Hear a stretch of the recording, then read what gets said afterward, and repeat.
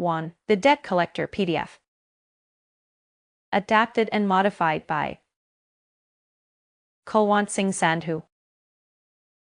The Debt Collector by Marice Level. Ravnat, a debt collector to the same bank for 10 years, was a model employee. Never had there been the least cause to find fault with him.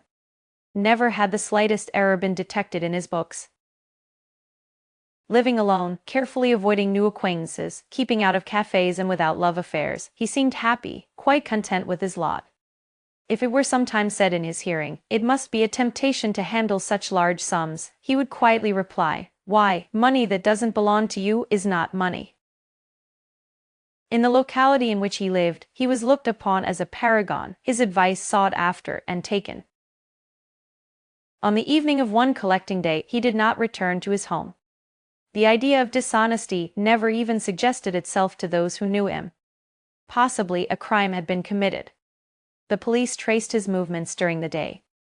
He had presented his bills punctually and had collected his last sum near the Montrouge gate about 7 o'clock. At the time he had over 200,000 francs in his possession. Further than that, all trace of him was lost. They scoured the neighborhood and waste ground that lies near the fortifications. The hovels that are found here and there in the military zone were ransacked, all with no result. As a matter of form, they telegraphed in every direction to every frontier station. But the directors of the bank, as well as the police, had little doubt that someone had lain in wait for him, robbed him, and thrown him into the river. Basing their deductions on certain clues, they were able to state almost positively that the coup had been planned for some time by professional thieves. Only one man in Paris shrugged his shoulders when he read about it in the papers. That man was Ravnat. Just at the time when the keenest sleuth hounds of the police were losing his scent, he had reached the Seine by the boulevard's exteriors. He had dressed himself under the arch of a bridge in some everyday clothes he had left there the night before, had put the 200,000 francs in his pocket, and making a bundle of his uniform and satchel, he had dropped the whole, weighted with a large stone, into the river and, unperturbed, had returned to Paris. He slept at a hotel and slept well. In a few hours he had become a consummate thief. Profiting by his start, he might have taken a train across the frontier, but he was too wise to suppose that a few hundred kilometers would put him beyond the reach of the gendarmes, and he had no illusions as to the fate that awaited him. He would most assuredly be arrested. Besides, his plan was a very different one. When daylight came, he enclosed the 200,000 francs in an envelope, sealed it with 5 seals, and went to a lawyer. "Monsieur," said he, "this is why I have come to you. In this envelope I have some securities, papers that I want to leave in safety. I am going for a long journey, and I don't know when I shall return. I should like to leave this packet with you. I suppose you have no objection to my doing so?"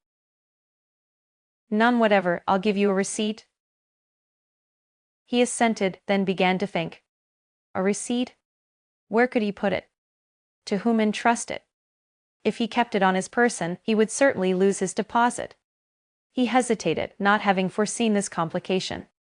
Then he said easily, "I am alone in the world without relations and friends. The journey I intend making is not without danger. I should run the risk of losing the receipt, or it might be destroyed. Would it not be possible for you to take possession of the packet and place it in safety among your documents, and when I return I should merely have to tell you or your successor my name? But if I do that, state on the receipt that it can only be claimed in this way. At any rate, if there is any risk, it is mine." "Agreed. What is your name?" He replied without hesitation. "Duverger, Henry Duverger." When he got back to the street, he breathed a sigh of relief. The first part of his program was over. They could clap the handcuffs on him now. The substance of his theft was beyond reach. He had worked things out with cold deliberation on these lines. On the expiration of his sentence, he would claim the deposit. No one would be able to dispute his right to it. 4 or 5 unpleasant years to be gone through, and he would be a rich man. It was preferable to spending his life trudging from door to door collecting debts. He would go to live in the country. To everyone he would be Monsieur Duverger. He would grow old in peace and contentment, known as an honest, charitable man, for he would spend some of the money on others. He waited 24 hours longer to make sure the numbers of the notes were not known, and, reassured on this point, he gave himself up, a cigarette between his lips. Another man in his place would have invented some story. He preferred to tell the truth, to admit the theft. Why waste time? But at his trial, as when he was first charged, it was impossible to drag from him a word about what he had done with the 200,000 francs. He confined himself to saying, "I don't know, I fell asleep on a bench, in my turn I was robbed." Thanks to his irreproachable past, he was sentenced to only 5 years penal servitude.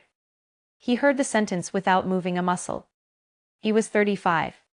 At 40 he would be free and rich. He considered the confinement a small, necessary sacrifice. In the prison where he served his sentence, he was a model for all the others, just as he had been a model employee. He watched the slow days pass without impatience or anxiety, concerned only about his health. At last the day of his discharge came. They gave him back his little stock of personal effects, and he left with but one idea in his mind, that of getting to the lawyer. As he walked along, he imagined the coming scene. He would arrive. He would be ushered into the impressive office. Would the lawyer recognize him? He would look in the glass. Decidedly, he had grown considerably older, and no doubt his face bore traces of his experience. No, certainly the lawyer would not recognize him. Ha! Ha! It would add to the humor of the situation. "What can I do for you, monsieur?" "I have come for a deposit I made here 5 years ago." "Which deposit? In what name?" "In the name of Monsieur Th." Ravenot stopped suddenly, murmuring, "How extraordinary, I can't remember the name I gave." He racked his brains, a blank. He sat down on a bench, and feeling that he was growing unnerved, reasoned with himself.